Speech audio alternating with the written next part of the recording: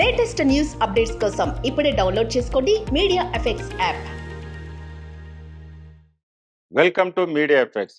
శృంగార తారకు డబ్బులు చెల్లింపులు, దాన్ని కప్పిపుచ్చుకునేందుకు ఆర్థిక రికార్డుల తారుమారు కేసులో దోషిగా తేలిన అమెరికా మాజీ అధ్యక్షుడు డొనాల్డ్ ట్రంప్ తాజాగా కీలక వ్యాఖ్యలు చేశారు. తాను జైలుకు వెళ్లేందుకు సిద్ధమేనని అన్నారు. ట్రంప్పై నమోదైన 34 కేసుల్లో కోర్టు ఆయనను దోషిగా తేల్చింది. ఈ సందర్భంగా ఆయన స్థానిక మీడియాతో మాట్లాడారు. నేను జైలు వెళ్లేందుకు సిద్ధమే. ఓ అధ్యక్షుని జైలుకు పంపించడం ఏంటని నా లాయర్లు టీవీలో ఆవేదన వ్యక్తం చేశారు. అయితే ఎవరిని వేడుకోవాల్సిన అవసరం లేదని నేను వారితో చెప్పాను. ఎలా జరగాలని ఉంటే అలానే జరుగుతుందని ట్రంప్ అన్నారు.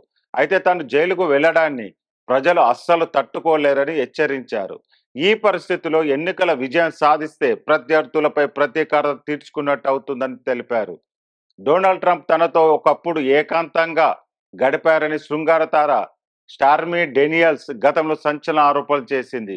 2016 అధ్యక్ష ఎన్నికల సందర్భంగా ఈ విషయాన్ని బయటకు చెప్పకుండా ఉండేందుకు ట్రంప్ తనకు న్యాయవాది ద్వారా $1.30 లక్షల యాష్ మనీ డబ్బు ఇచ్చారని చెప్పుకొచ్చింది. ప్రచార కార్యక్రమాల ద్వారా అందిన విరాళాల నుంచి ఈ మొత్తాన్ని ఇచ్చారని, ఇందుకోసం రికార్డులను తారుమారు చేశారని ట్రంప్పై ఉన్న ప్రధాన ఆరోపణ.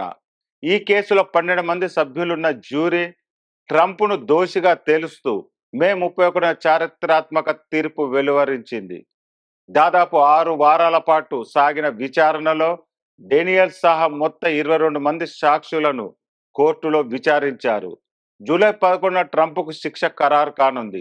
అధ్యక్ష ఎన్నికల అభ్యర్థిగా ట్రంప్ను రిపబ్లిక్ పార్టీ ఖరారు చేయడానికి సరిగ్గా 4 రోజుల ముందు ట్రంప్కు న్యాయస్థానం శిక్ష విధించనుంది. ఈ నేపథ్యంలో తదుపరి ఏం జరుగుతుందనే దానిపై అమెరికాలో ఉత్కంఠ నెలకొంది.